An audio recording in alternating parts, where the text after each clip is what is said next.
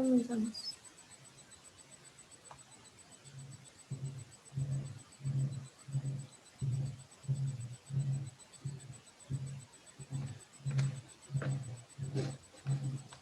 Hola, buenas noches. Hoy tenemos a una gran invitada, a la ingeniera Alma Pinillo.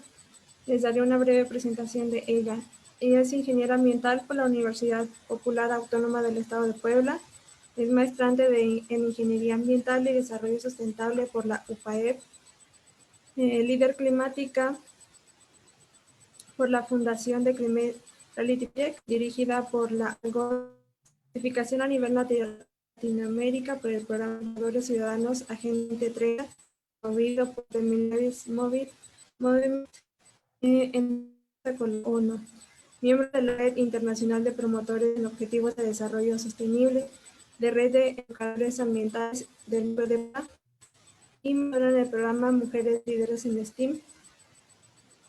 Y actualmente es la coordinadora general de divulgación en Divulgociencia, México, y directora del proyecto Al Rescate del Planeta. Bienvenida, Alma, y te dejo la palabra. Hola, Eunice, y buenas noches. Muchísimas gracias por la invitación. Pues bueno, yo soy Alma y les voy a platicar un poquito sobre la ingeniería ambiental. Pues ya como Eunice lo mencionó, yo estudié ingeniería ambiental y hago mi maestría también en ingeniería ambiental.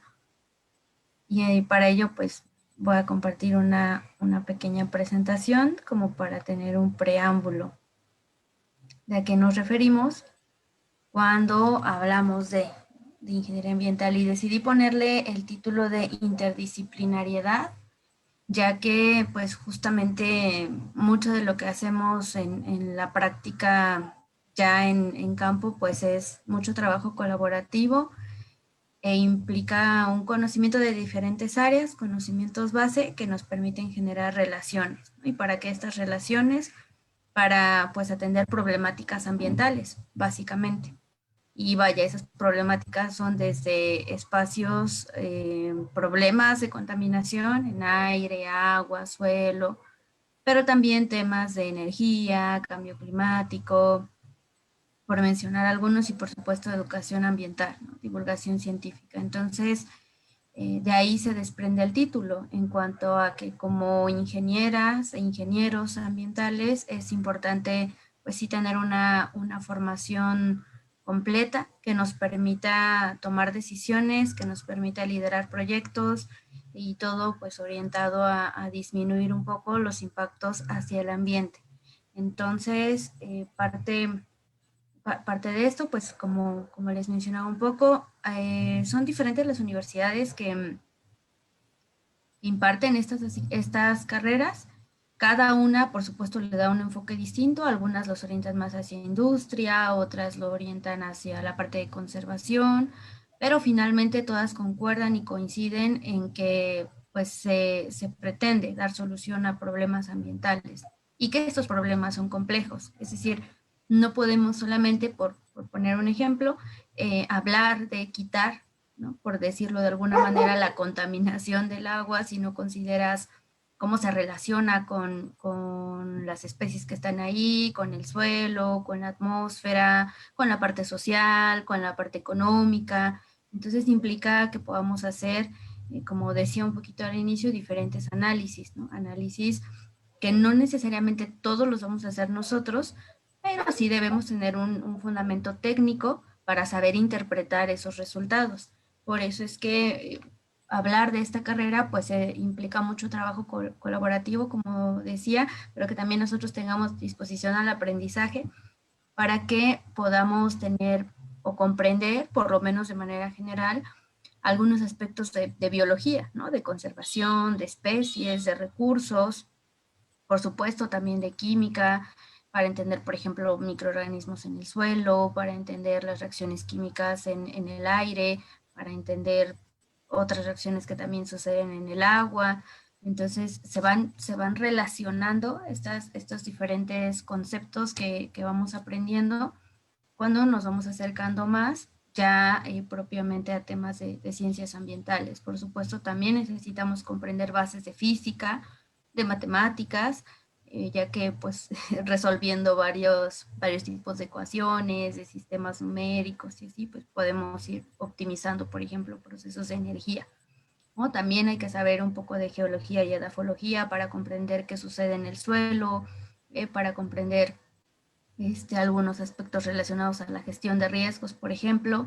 Sistemas de información geográficos son muy, muy importantes para que también podamos saber cómo manejar la información, ¿no? Información que está disponible en algunas bases de datos, como en este caso el INEGI o como CONABIO, que es la Comisión Nacional de Biodiversidad, ¿no? Es decir, debemos aprender a manejar todo ese tipo de información en varios softwares que nos permitan hacerlo más accesible a las personas cuando se está generando un proyecto.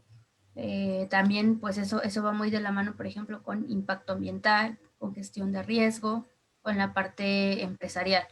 Asimismo, pues hay que saber temas de ecología también para quien se dedica sobre todo a la parte de conservación, conocer las interacciones entre las especies, conocer los servicios ecosistémicos que nos ofrecen los diferentes ecosistemas. Entonces, pues aunado a ello, también hay que tener bases legales, hay que saber cuál es el cuadro normativo que rige cada uno de los proyectos que vamos a realizar, nosotros y nosotras. Por eso es muy, muy importante comprender esta parte legal y eso es base totalmente para cualquier proyecto técnico que se quiere implementar, ¿no? Las leyes siempre son como las reglas del juego y entonces siempre que hablamos de una problemática ambiental siempre están presentes toda la parte legal para saber cuál es la mejor manera de llevar a cabo un proyecto de remediación, un proyecto de educación ambiental, unos procesos de cambio climático, por mencionar algunos, ¿no? Y además, pues también comprender conceptos económicos. Todo esto enmarcado en que pues se busca, ¿no? que se genere o que se alcance el desarrollo sustentable. Y al hablar de desarrollo sustentable, pues nos referimos a una parte ambiental, una parte económica, una parte social, hay quien se refiere incluso a una parte institucional, pero por lo menos en estos tres, pues para comprender la parte ambiental, entra todas estas de biología, química, física, matemáticas, geología, sistemas de información geográficos, ecología. Para la parte social, también en algunos programas se lleva sociología ambiental y pues como la parte de socialización con las personas y la parte económica para comprender cuánto cuesta contaminar, quitar la contaminación o generar mecanismos pues, que disminuyan los daños que vamos haciendo. Entonces, como podemos notar hasta este punto, sí implica tener bases, como he mencionado un poquito, de diferentes áreas para comprender cómo funciona los sistemas que nos rodean, ¿no? Cómo funciona o qué interacciones ocurren en el aire, qué interacciones ocurren en el agua, qué pasa en el suelo, qué pasa con la biodiversidad, qué pasa cuando hablamos de conservación, qué pasa con los residuos que generamos, que esas son problemáticas que también se atienden desde la ingeniería ambiental. Y cuando hablamos de residuos, pues nos referimos a los que nosotros generamos en los hogares, sólidos urbanos o domiciliarios, a los que se manejan en grandes cantidades como de manejo especial, por ejemplo, mucho cartón, el PET, algunas pilas de las AA, esas todavía en algunas legislaciones se considera de manejo especial, residuos peligrosos que ahí ya entran, por ejemplo, baterías de coches, aceites lubricantes usados, eh, toda la parte de lámparas fluorescentes, fosforescentes. Entonces, también implica conocer el manejo de ese tipo de residuos. Otra área donde se aplica esto pues es en las energías renovables, ¿no? Comprender cómo funciona el mercado de la energía, por ejemplo, aspectos técnicos de energía solar, energía eólica, geotermia, biomasa. También, por supuesto, pues en la parte de seguridad e higiene, casi siempre en las industrias llevan seguridad, higiene y medio ambiente, ¿no? Que se trata de llevar en orden toda la regulación referente a las descargas de agua, a las emisiones de aire, al manejo de los residuos, al impacto con los recursos naturales, a si la actividad de la empresa realiza actividades altamente riesgosas que impliquen entonces un manejo del riesgo ambiental, también del riesgo de las personas. Otra de las áreas, pues, es cambio climático, otra es educación ambiental, otra es impacto ambiental, que eso también es muy, muy importante. Toda la parte de gestión, toda la parte de gobernanza, es decir, de cómo involucrar a la sociedad civil. Entonces, por eso necesitamos los conocimientos técnicos que mencioné en la diapositiva anterior para que podamos comprender la complejidad de las problemáticas ambientales que suceden en nuestro entorno. Y entonces, cuando venga esta parte de ofrecer soluciones, esas soluciones sean integrales y no atiendan solamente una parte pequeñita.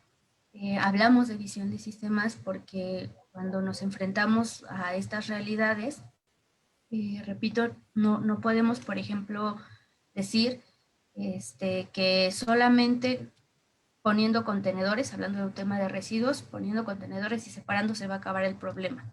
Porque hay que analizar cuáles son qué otros impactos tiene, ¿no? Qué impactos directos, qué impactos indirectos hay, cómo afectaría a otro elemento, ¿no? Por ejemplo, si pensamos en todos les decía, las pilas, ¿no? Las pilas de las casas, las pilas AA, que pueden ser un residuo de manejo especial, que a lo mejor no se lo llevan los que recolectan la basura porque son sólidos urbanos, les llamamos basura, pero bueno, son residuos. Tampoco los puede recolectar a lo mejor la federación porque ellos solamente ven residuos peligrosos y no hay un lugar donde puedas depositar tus pilas. Entonces las terminas lanzando junto con el papel de baño, junto con residuos de comida. Entonces, cuando se acumula, pues como que escurren después unos líquidos que se llaman lixiviados y eso termina afectando al suelo. Entonces, a lo mejor una pila que tú tenías normal en casa, de algún aparato que se descompuso, termina afectando el suelo. Y por la cantidad, se filtra y también llega a los mantos acuíferos, al agua. Entonces se va generando una cadenita donde todos los efectos negativos se van pasando de un sistema a otro.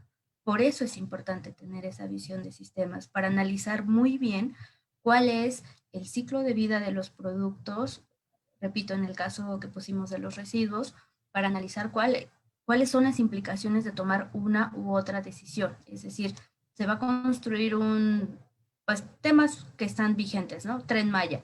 Ajá, pero ¿qué implica ese Tren Maya, no? Para eso son esos estudios de impacto ambiental, donde entonces tú analizas todas las repercusiones que se tendría en el componente aire, en el componente agua, en el componente suelo, en los recursos, en la generación de residuos, en la afectación de recursos naturales, en la afectación social, en la afectación económica. Y ese es un tema bastante interesante porque usualmente a los proyectos, todos deben tener una evaluación de impacto ambiental, ya sea lo más completa posible, o a veces se llama informe preventivo, eso va cambiando dependiendo de la legislación de cada entidad, pero esa es como una oportunidad para que justamente puedas evaluar cuáles van a ser las implicaciones de hacer o no ese proyecto. Entonces, cuando lo realizas, algo que sucede mucho es que dicen, bueno, a lo mejor voy a generar muchas emisiones y muchas descargas y muchos residuos, pero se compensa porque va a generar empleo. Ese es un criterio bastante debatible actualmente, porque no puedes igualar o no puedes justificar todo el tiempo que por generar empleo, pues está justificado todo el daño o el impacto que vas a hacer al ambiente. Entonces, ahí es donde entra esto que decía del trabajo colaborativo, ¿no? En que si bien es cierto, tú no eres la experta o experto en recursos, trabajas con alguien de biología que lo maneja y ambos generan planes de muestreo y generan estrategias para disminuir esos impactos. Si bien a lo mejor no eres especialista en agua, pero sabes cuáles son los límites máximos permisibles de descarga y entonces mandas a analizar las aguas residuales a un laboratorio que te va a entregar resultados y que tú vas a poder interpretar para entonces proponer medidas que disminuyan esa contaminación, ¿no? A lo mejor no eres especialista en residuos, pero sabes que es un plan de manejo desde la ingeniería porque lo aprendes, sabes cuál es la clasificación de los residuos peligrosos y entonces por lo menos puedes implementar esas otras medidas de planes de manejo para que no termine todo en un mismo lugar de residuos y termines afectando, como ya dije hace un rato, a los otros sistemas, ¿no? A lo mejor no te dedicas de lleno a las energías renovables, pero conoces del impacto de la energía eléctrica derivada de combustibles fósiles. Y entonces a lo mejor puedes impulsar proyectos en la empresa o en la institución en la que estés, en donde se promueva el uso de energía solar, donde se promueva el uso de energía eólica o mínimamente de gas natural, que pues es un poco menos que petróleo, ¿no?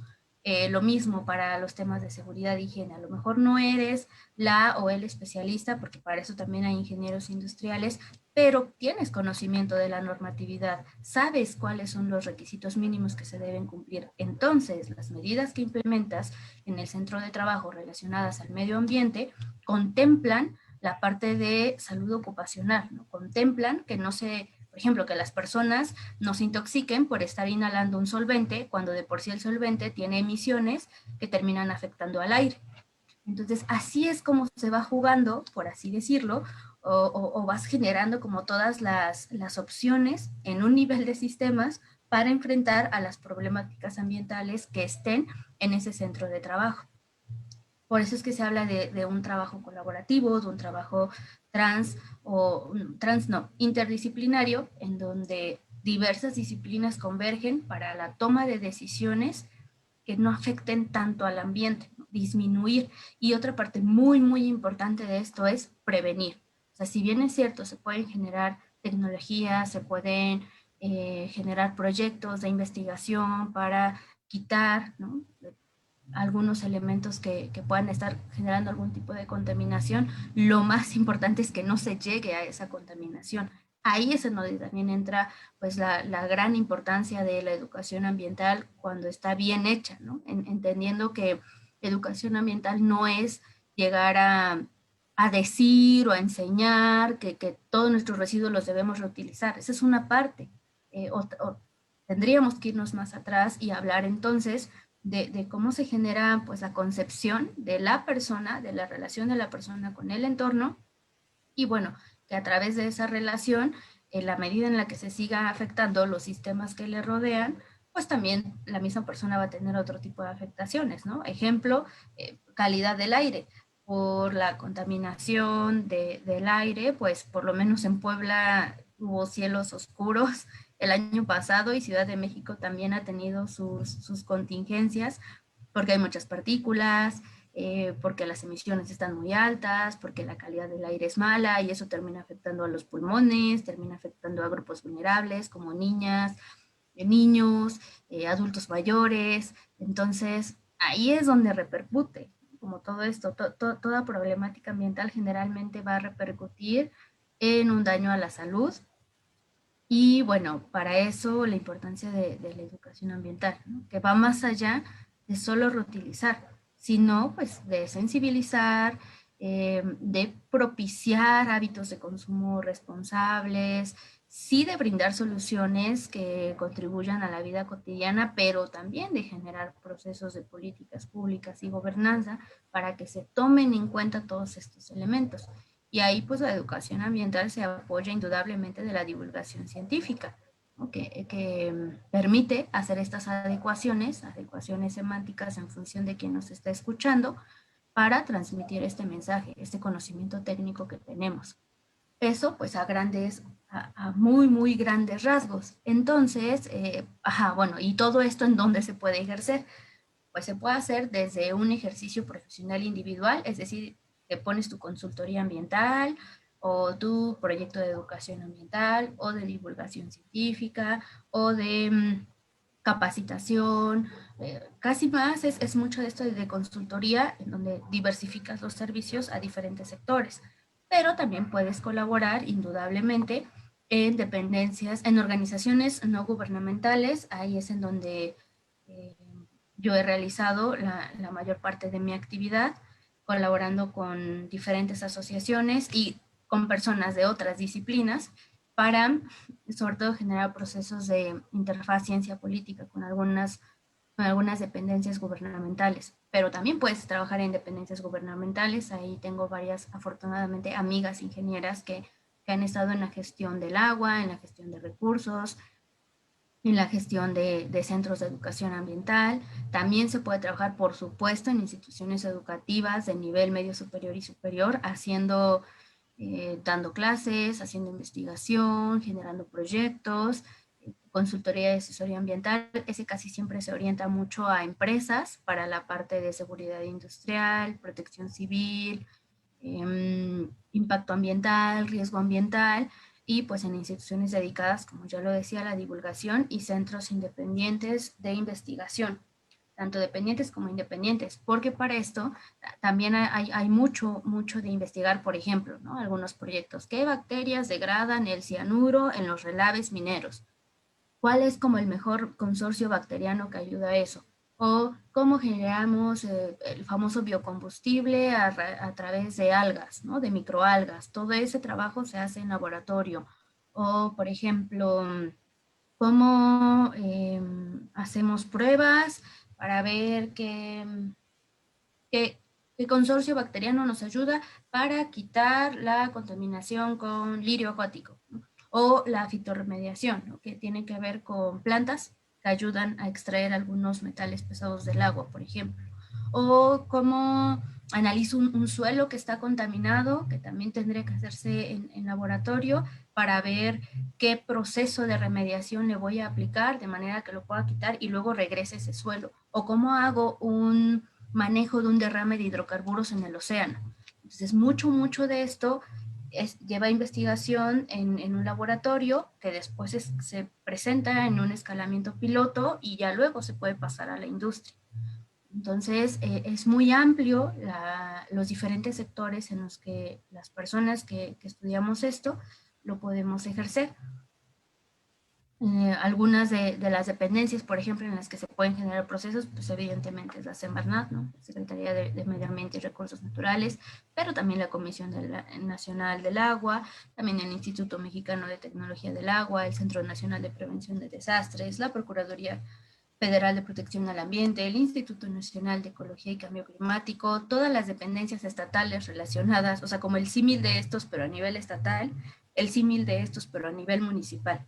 Es decir, siempre va a hacer falta una ingeniera o ingeniero ambiental, siempre, para poder tener esta visión de sistemas, para poder proponer estrategias que contribuyan a minimizar los impactos ambientales de las decisiones que se van tomando y, por supuesto, en sociedad civil, para sensibilizar y contribuir a que se disminuyan estas afectaciones al ambiente.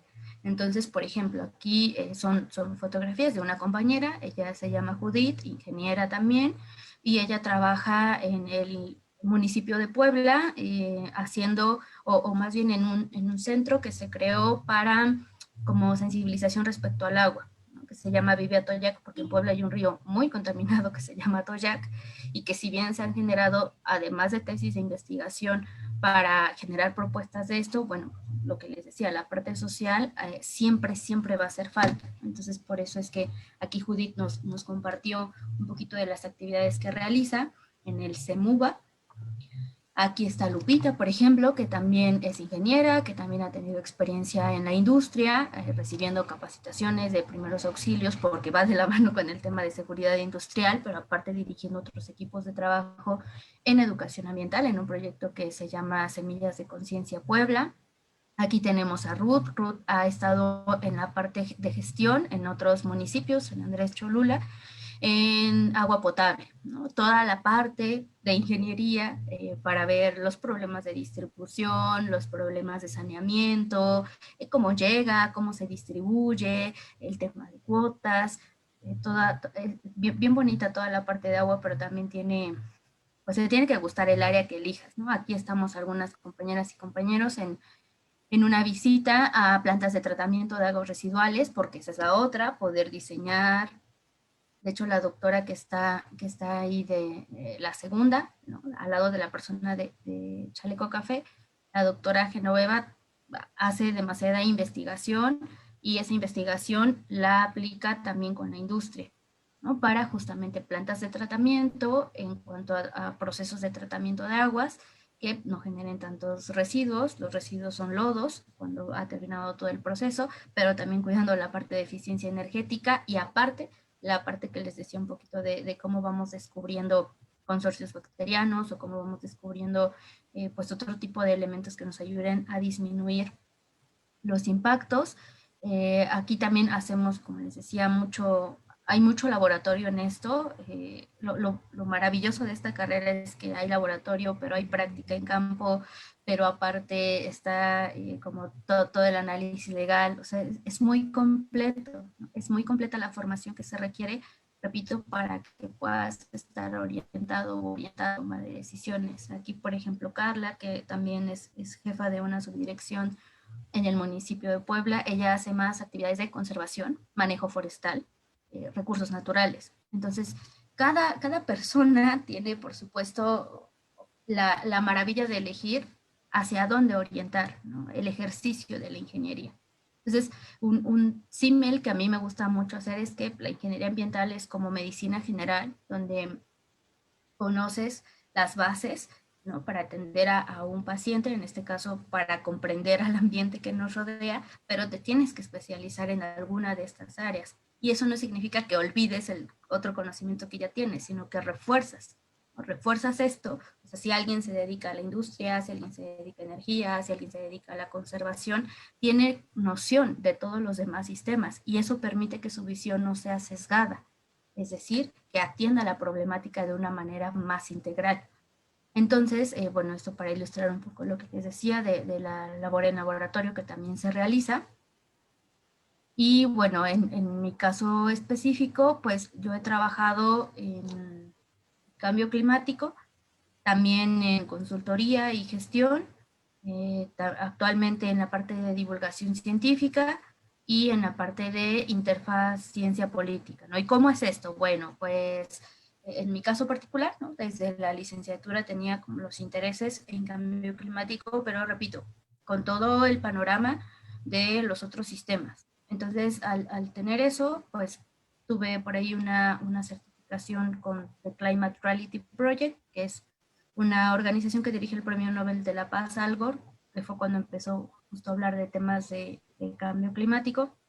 Y ahí se busca pues generar redes para activismo climático, ¿no? Es decir, que las personas sepan que la problemática del cambio climático es real, que existe, que no es un mito, que hay fundamento científico, fundamento técnico. De ahí, pues mi tesis de maestría justamente tiene que ver con eso, con evaluar políticas públicas de los municipios, de 6 municipios de Puebla, para ver qué tanto se está abordando, ¿no? O qué tan eficientes están siendo las iniciativas que se tienen, o si no las tienen, en relación a este tema.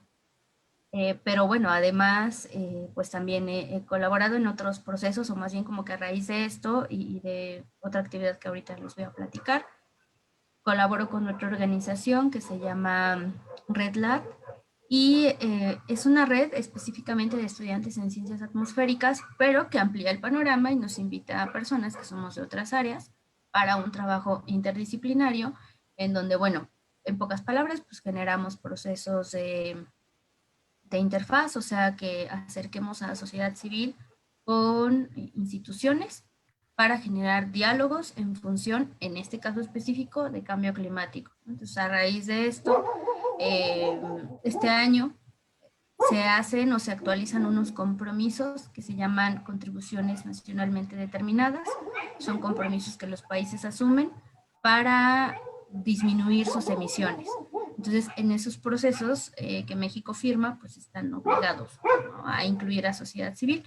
Y en esa obligación, Red Lab pues lideró como un proceso para incluir a jóvenes de diferentes organizaciones de todo el país y que se tuviera un diálogo muy directo con Semarnat para poder contribuir la visión de las juventudes en la actualización de las contribuciones nacionalmente determinadas. Entonces se hacen webinars, se hacen mesas de trabajo y se integran componentes que directamente México debería o incluiría en los compromisos que se está generando, ¿no? A raíz de ello, el día de mañana, por ejemplo, también va a haber un evento donde ya no solo es Semarnat, ya también está el Instituto Mexicano de la Juventud, está el Instituto Nacional de Ecología y Cambio Climático y la parte de infancia, UNICEF, para conmemorar una declaratoria. Pero, pues repito, ¿no? Esto a raíz de la ingeniería y del trabajo con otras colegas ingenieras y con otras colegas de ciencias atmosféricas que nos interesa la parte de sociedad civil. Pero bueno, otro de los procesos que se han generado y que es en donde también pues he tenido incidencias en la parte de gestión y consultoría, sumándome con otros equipos de más ingenieros, de más biólogos, de más personas de ciencias ambientales de la licenciatura, en donde hacíamos pues evaluaciones de impacto ambiental. Por eso es que les comentaba un poquito de esta descompensación de como decir que lo que generar empleo justifica lo otro y que no estamos de acuerdo en eso, porque pues ahí sí empleas metodologías para medir, ¿no? Y decir qué tanto está contaminando un proyecto o no antes de hacerlo. Y eso también implica pues este cabildeo con instituciones y que lo presentes. Por supuesto que te enfrentas a la realidad del país en cuanto a que no necesariamente toman en cuenta todas tus recomendaciones y también es mucho una cuestión de resiliencia, ¿no? Es decir, de pues, ser consciente que por supuesto tienes la mejor intención de contribuir hasta donde sea posible, pero que no todo depende de ti. Por eso es importante que haya personas tomadoras de decisiones, es decir, ingenieras e ingenieros ambientales en proyectos técnicos, evaluando proyectos técnicos, en dependencias que permitan tomar decisiones que sí vayan en pro del ambiente. Esa es un poquito la complejidad de la gestión, que no todo depende de ti y que muchas veces por muy bien justificado que tengas tu manifiesto de impacto ambiental, la última decisión no la tomas tú. Por eso repito, ahí entra la importancia de las personas que sí se meten a la parte de las dependencias. Y bueno, por otra parte, en algún momento dirigí un instituto de, le llamaban Transculturación Ambiental y Energías Renovables. Ahí se generaron proyectos orientados en energía solar, específicamente dos, uno relacionado a un proceso de licitación, en donde se tenían que llevar sistemas fotovoltaicos, se llaman aislados porque no se conectan a la red, en comunidades. Entonces, el diseñar el proyecto para comunidades implicaba forzosamente incluir un elemento de socialización de la información. Y ahí es en donde entra este otro último punto que voy a abordar, que es el de la divulgación científica. Pero bueno, cerrando el de la licitación, eran proyectos para comunidades de energía solar que consideraran que las personas se apropiaran y que generaran sus propios proyectos. Entonces debía haber una coordinación que considerara la parte técnica para estar en comunión respecto a, técnicamente hablando, qué tipo de sistemas solares eran como los más factibles, o sea, sí aislados, pero qué se iba a hacer con sus baterías, qué se iba a hacer con la capacitación a las personas, cada cuánto tiempo se les iba a dar mantenimiento, o sea, como todo el monitoreo del programa. A su vez, el tema de hablar y convencer a las comunidades para apostar por este tipo de proyectos y a su vez generar proyectos productivos que no impactaran en sus recursos naturales y que tampoco impactaran en su cultura, ¿no? En sus prácticas. Entonces, ahí es en donde se aterrizan estas cosas que hemos mencionado aquí, ¿no? Como cuando diriges proyectos de esta naturaleza, repito, no puedes centrarte solo en la parte técnica ambiental, que sí la debes saber y que sí la debes tener, sino que además hay que considerar la parte de la sociedad en cuanto a la socialización, en cuanto a cómo lo comunicas con las personas, pero también que sea económicamente viable y que no por querer generar beneficios de las otras dos termines haciendo un despilfarro que a largo plazo le afecte en términos económicos a la comunidad. Por eso es importante tener estos tres elementos. De ahí, bueno, pues como ya mencioné, actualmente realizo la parte de mi investigación de maestría en cambio climático, de los procesos de cambio climático para la socialización y la parte de divulgación científica. Esa parte yo me la encontré hace 4 años con un proyecto de teatro que se llama Divulgaciencia México, en donde a través del teatro, de las artes escénicas, se hablaba justamente de física, química, matemáticas, pero tenía una filial o más bien un proyecto específico que se llama Al rescate del planeta, y es hablar de cambio climático mediante una obra de teatro para infancia. Entonces, al generar estos otros proyectos, por eso hablaba también de la importancia de la educación ambiental y la sensibilización, pues se ha logrado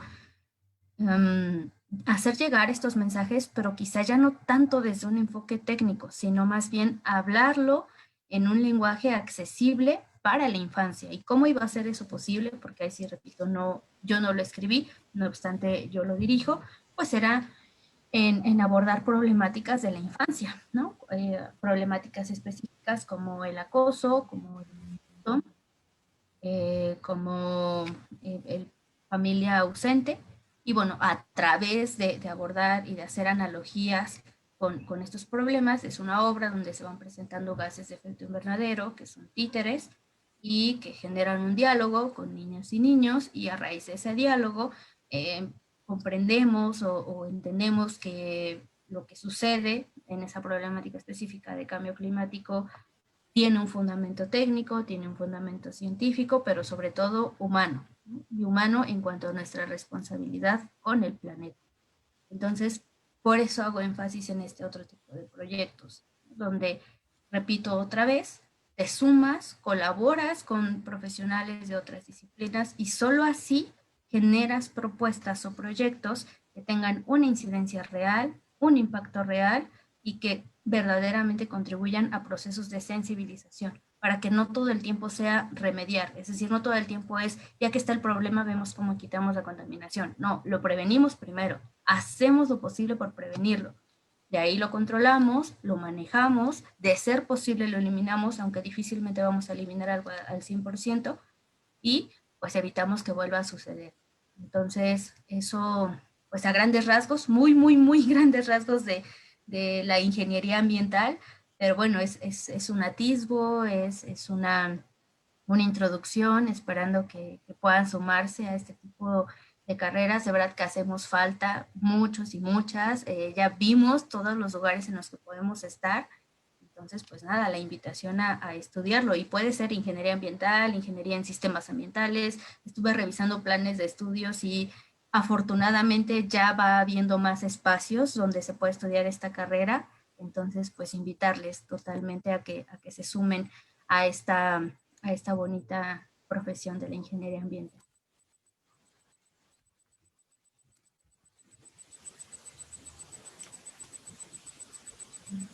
Por el momento, pues sería todo de la presentación, pero estamos aquí para dudas o comentarios.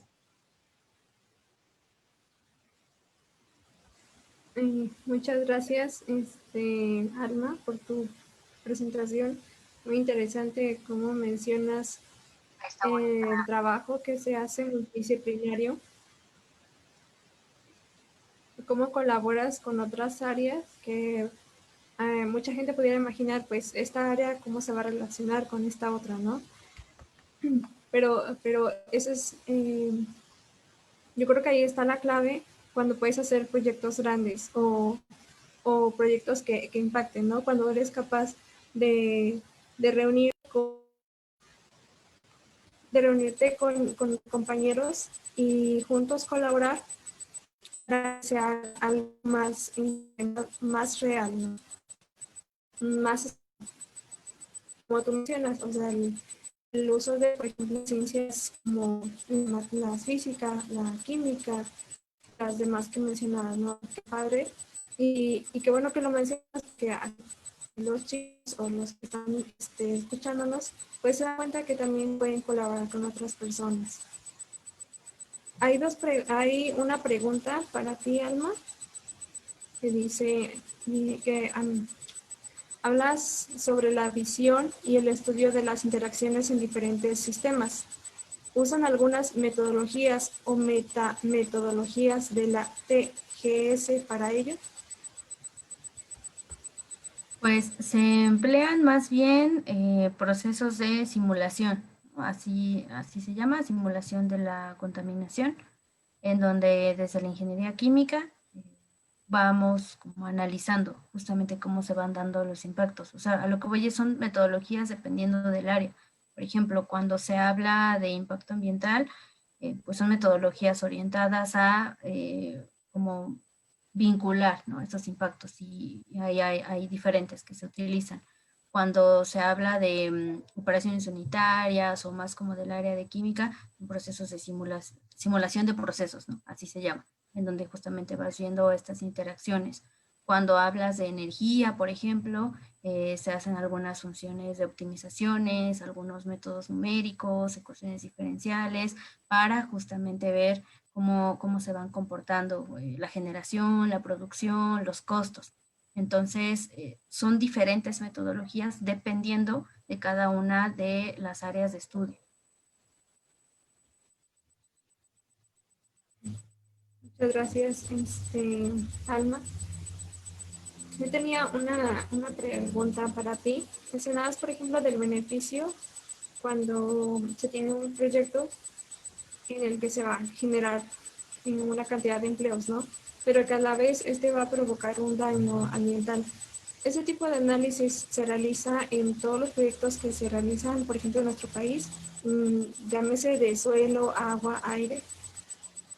Se realizan en los estudios de impacto ambiental.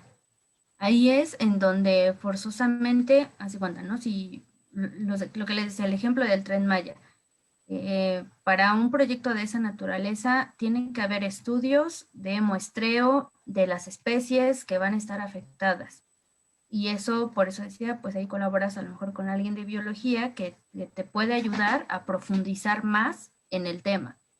A su vez, si tienes que analizar en ese proyecto en específico el tema de las emisiones, ¿qué va a pasar cuando se lance al aire todo esto? Entonces ahí entran otro tipo de especialistas para ver cuántas emisiones, para hacer cálculos, ¿no?, de cuántas toneladas de dióxido de carbono se van a emitir, considerando el tipo de combustible, que es un poco lo que quienes defendían ese proyecto decían, ay, bueno, es que va a disminuir sus emisiones porque va a utilizar una fuente de energía alterna. Sí, pero daña la biodiversidad de las zonas por las que va a pasar, daña el suelo porque haces estudios de suelo con otros especialistas, se van a generar tantas descargas de agua porque haces otros estudios con otros especialistas sobre eso, va a haber estas otras afectaciones en cuanto a la parte cultural, ¿no?, de las personas, porque esa riqueza biocultural también se evalúa. Entonces, más bien, digamos que utilizas como fundamento estudios de aire, estudios de agua, estudios de energía, estudios de suelo, para analizar todos esos y en la matriz de impactos ambientales poder decir, a ver, ¿no? Hay por poner un ejemplo, un 5, cuando suponiendo que el 5 es el máximo, un 5 de daño en esto, un daño en esto otro, un daño en esto otro, y a lo mejor un número positivo en la generación de empleo. Pero repito, reportas números negativos en todas las partes relacionadas al ambiente. Entonces, no hay un criterio que lo separe. Eso está, vaya, lo pueden revisar en la legislación. No existe esto que dice no combines, sino que más bien la mayoría de los proyectos hacen eso. Dicen, bueno, como voy a generar empleos, pues digamos, justifico estos impactos que estoy causando y además casi todo el mundo propone sembrar árboles, ¿no? Y voy a sembrar árboles y voy a hacer un manejo de estos residuos para que no dañe tanto y voy a implementar planes de cuidado del agua y, o sea, de por sí tienes que proponer todo eso, pero ahí es la autoridad la que tendría que evaluar y decir, esto se aprueba, esto no se aprueba o esto se aprueba con condicionantes. La verdad es que es raro que no se apruebe un proyecto. Por eso hay tantas mineras, por eso hay tantos como pues centros que dañan mucho, porque casi siempre las autoridades aprueban con condicionantes, ¿no? O sea, te dicen, bueno, te doy permiso, pero haz esto. Y eso no está mal. Lo que está complicado aquí es que no hay la infraestructura para darle seguimiento a esas condicionantes. Entonces, bien te pueden aprobar un proyecto y puedes no recibir una visita técnica, ¿no?, de la dependencia que vea que estás cumpliendo, y así es como hay pues como mucha contaminación clandestina, ¿no?, que no se reporta porque no se le puede dar seguimiento. Entonces, a eso va orientado, a que haces uso de estudios diferentes para, digamos, dar un diagnóstico de todos los daños que habría, para proponer medidas que disminuyan esos daños pero lo que no hay es, digo, como separar, ¿no? Sino que más bien se suele decir que por generar empleo se justifica la realización de un proyecto, ignorando un poco toda la afectación al ambiente que tendría ese proyecto.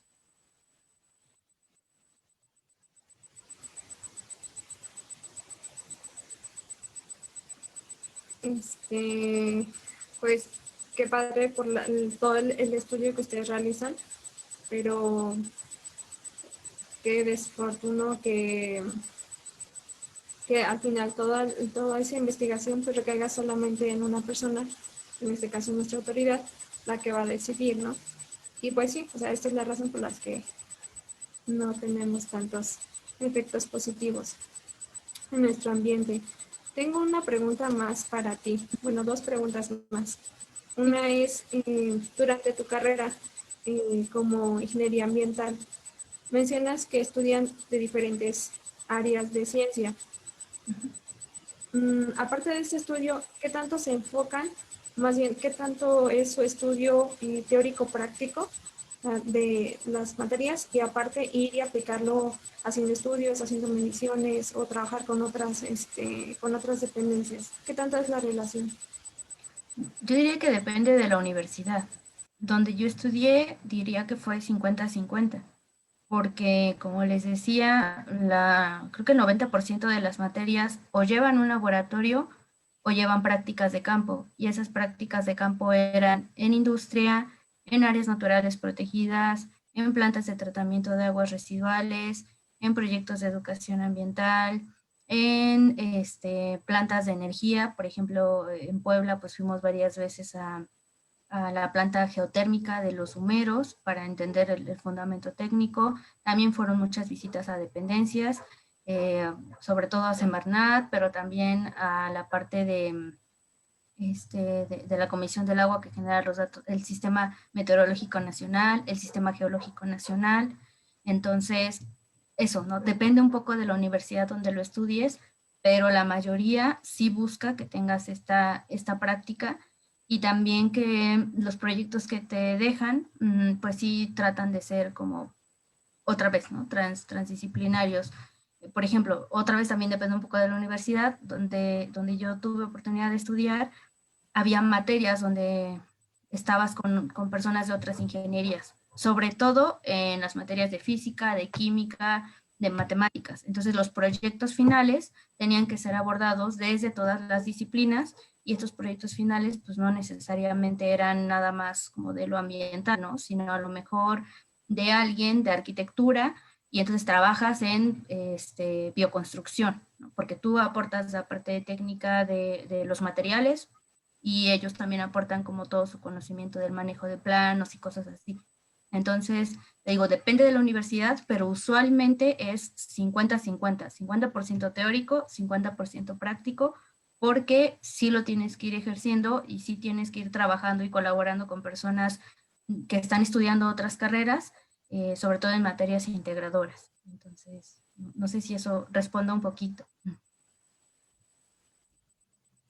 Sí, y de hecho, hacia allá iba mi siguiente pregunta. ¿Cuántas universidades en nuestro país tienen incluir esta carrera y cuáles son las que tú recomiendas o más bien tú sepas que están como dentro de las mejores? No sé cuántas en todo el país, pero sí sé que UNAM lo tiene, el Politécnico Nacional lo tiene, en Puebla UPAEP, donde yo estudié, lo tiene con ya más de 25 años. BUAP en Puebla también tiene ingeniería ambiental. Existe en Chiapas, me parece, una universidad del medio ambiente incluso. También hay en Tlaxcala hay ciencias ambientales. No tengo como el sondeo de cada estado, pero sí, Chapingo también tiene ingeniería ambiental, y pues vaya, son como las que podría mencionar. Y la otra es que también nos Okay. como ingeniería ambiental, ¿no? Porque justo yo también estuve buscando antes de la plática, y también hay en tecnología ambiental, ¿no? Esa es como otra variante, o ingeniería en ciencias ambientales, ¿no? Otra variante. o ingeniería ambiental y desarrollo sustentable, o ingeniería ecológica y procesos ambientales. Son como las variantes que puede haber, pero bueno, les digo de entrada, pues UNAM ya lo tiene, IPN, Chapingo, en Puebla yo hablo de las mías, de UPAEP, de BUAP, y son como algunas que podría mencionar. Ok. Tengo una pregunta más. ¿Tienes tiempo? Sí, sí, sí, sí. De Abner Morales. Y dice, hola, escuché que hablaba de soluciones de problemas. Me pregunto si utilizan alguna herramienta de soluciones causa-raíz y a su vez cómo se asegura que un proyecto o solución sea sustentable. Pues como les decía, sí se usan muchas metodologías, pero la metodología depende del área, ¿no? O sea, por ejemplo, causa raíz lo vemos en seguridad e higiene, donde también analizamos, pues como con sistemas internacionales, ¿no? ISOs 14001, ISO 9001, ISO 50001, para cosas de energía, para cosas de sistemas ambientales, de sistemas de gestión. También se utilizan metodologías del Instituto de Seguridad y Salud de España, por ejemplo, que las tienen como ya más específicas. Eh, Depende de análisis de ciclo de vida, ¿no? Para todos los productos ahí pues también tienes que ir a la causa, metodologías what if, es decir, va variando un poquito, repito, dependiendo del área en el que estés, pero siempre hay metodologías para todo esto, o sea, no es como que quede en el aire, casi todo apunta a que generes indicadores, ¿no? Ya sea que los busques o que tú mismo los generes, hay indicadores de desarrollo sustentable, puedes proponer los tuyos a través de una investigación también, o a través de reviews, y cómo aseguras que un proyecto sea, pues vaya, no es una pregunta, o sea, es una pregunta muy interesante porque, como ya decía, la sustentabilidad se considera en los ámbitos por lo menos ambiental, social y económico. Y ahí te atiendes un poquito a toda la parte de desarrollo sustentable desde nivel internacional, o desde cómo se va manejando en cuanto a que se espera que el uso de los recursos sea racional, que no comprometa las generaciones futuras, ¿no? Que no comprometa su uso de eso. Entonces, te diré también que depende del proyecto. ¿Por qué? Porque, por ejemplo, si estamos hablando como el que les decía de la licitación en las comunidades, pues ahí había que cuidar el ciclo de vida de las baterías, ¿no? Para cuidar la parte técnica. Había que cuidar los procesos de instalación, había que cuidar los procesos de mantenimiento, que las células fotovoltaicas no se dañaran por las condiciones climatológicas, pero también la parte social, ¿no? Entonces los indicadores que ahí se generaron pues eran capacitaciones, charlas, talleres, y que saliera un proyecto productivo de la comunidad más el que llevaba a la empresa. Y la parte económica, que ese proyecto productivo les permitiera generar ingresos, ¿no? Y que además, como era una licitación, que no les saliera, digamos, cara la instalación, porque ahí entraba un programa gubernamental para que, pues, si se ganaba, prácticamente las personas solamente tenían que cuidar su mantenimiento. Pero esos indicadores cambian dependiendo del proyecto. Por ejemplo, en la tesis que ahora realizo, los indicadores son de cambio climático y tienen que ser otros, ¿no? Van de la mano con que si hay un inventario de emisiones, con que si las personas conocen lo que se está realizando en el municipio, con que si existen procesos de gobernanza, con que si existen espacios para que las personas puedan acercarse a preguntar, si hay comunicación interinstitucional, o sea, van cambiando. Yo creo que la respuesta sería, se mide a través de indicadores, pero los indicadores van cambiando dependiendo del tipo de proyecto que realices. Porque igual, ¿no? Si hablas de aguas residuales o plantas de tratamiento, pues ahí tienes que cambiar a lo mejor a condiciones de diseño, a eficiencia energética, a insumos de entrada, al proceso de tratamiento, a las fases del proceso de tratamiento, a los costos de instalarlo, a los costos de mantenimiento. Entonces sería un poquito la respuesta que espero. Ya estamos casi como, depende de la especie, pues aquí depende indicadores que dependen del proyecto, pero que siempre tomes en cuenta, repito, por lo menos los elementos ambiental, social, económico, institucional, ya se está considerando, y por supuesto la parte legal, porque a lo mejor tienes un proyecto que consideras bueno, pero no va acorde a la normatividad, o sea, infringes, ¿no? Caes en un delito, pues evidentemente ahí ya no estaría siendo sustentable de ninguna forma. Entonces, un poquito por ahí iría la respuesta. Ok, muchas gracias. Me parece que no hay más preguntas. Y pues, de parte del Colegio de Cienciología, agradecemos el tiempo que nos diste y la plática que nos compartiste. El objetivo de nosotros es pues, que las niñas, más bien los chicos y las chicas, conozcan sobre la variedad de carreras que hay en STEAM, ¿no? Que Alma y yo tuvimos la fortuna de participar como mentoras en el programa Mujeres Líderes en STEAM. Y pues las niñas a veces no conocen la variedad de estas carreras. Pues por eso es que yo traté de buscar este espacio para que ellos conozcan, ¿no? Muchísimas gracias, Alma. Fue un gusto tenerte con nosotros y ojalá en otra ocasión también nos regales otro espacio entre tu tiempo. No, muchas gracias a ti, Eunice, por la invitación y justo, pues sí, justo como tú dices, ¿no? El contacto viene de ser parte del grupo de mentorías para jóvenes y pues invitar a que creo que eso, no importa la profesión que tengamos, el acompañamiento creo que es importante que lo podamos hacer y pues más si es de nuestra carrera, ¿no? Entonces, muchas gracias, Eunice, también por abrir estos espacios y pues quedamos para servirles en la mejor disposición para cualquier duda o comentario. Aquí estamos. Bueno, muchísimas gracias a todos y nos vemos la próxima semana. Hasta luego.